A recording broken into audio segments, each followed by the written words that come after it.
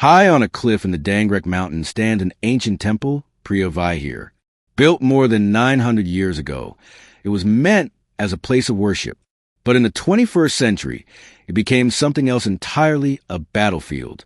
This is the story of the Thailand-Cambodia conflict, a war for history, pride, and the soul of a nation. The Thailand-Cambodia conflict, battle for Priya Vihir. To understand this war, we must travel back more than a century. In the early 1900s, Cambodia was under French colonial rule. France and Siam, today's Thailand, negotiated their borders. In 1907, French maps placed the Priya Vihir temple within Cambodian territory. But the Siamese never fully accepted this. In 1954, after the French left, Thai forces moved in and occupied the temple. Cambodia protested, taking the dispute to the International Court of Justice. In 1962, the court ruled that Priya Vihir belonged to Cambodia. It was a landmark victory for Phnom Penh, but not the end of the dispute, because while the temple was given Cambodia, the 4.6 square kilometers of land around it remained in limbo. This gray zone would become a future battleground. For decades, tensions lay dormant until July 2008, when UNESCO declared Priya Vihir a World Heritage Site. Cambodia celebrated. But in Thailand, nationalist groups erupted in fury. They accused their government of betraying the nation by letting Cambodia gain international recognition over the temple. Soon, both countries massed troops along the border. Soldiers dug trenches, artillery was positioned, and a once quiet temple became a fortress of war. The first shots rang out in October 2008. Rifle and rocket fire echoed through the jungle, leaving 3 soldiers dead. It was only the beginning. Between 2009 and 2011, the border erupted again and again in violence. In February 2011, the largest battle broke out.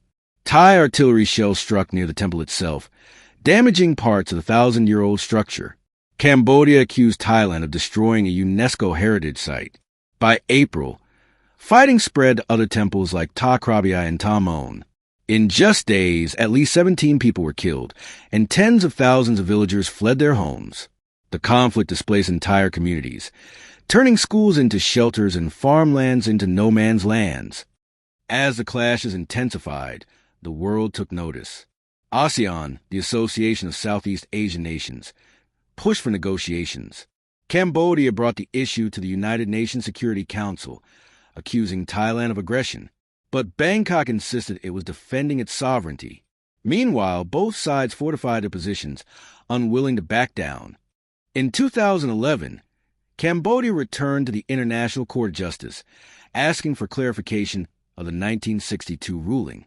They wanted confirmation that the land surrounding the temple, the disputed 4.6 square kilometers, also belonged to them. In November 2013, the ICJ delivered its verdict. The court ruled that the entire area surrounding the Priya Vihir temple belonged to Cambodia.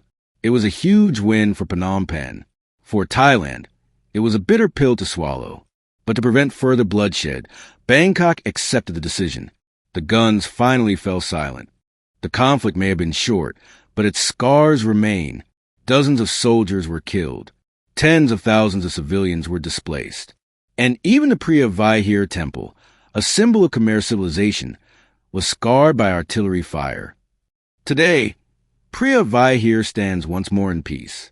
But the memory of the conflict lingers, a reminder how borders drawn over a century ago can still fuel modern wars. It is also a lesson in how cultural heritage, nationalism, and history can collide, leaving tragedy in their wake. Priya Vihir was built for the gods, but for a time, it became a battlefield for men. And though the fighting has stopped, the question remains, can nations truly share history, or will they always fight to own it?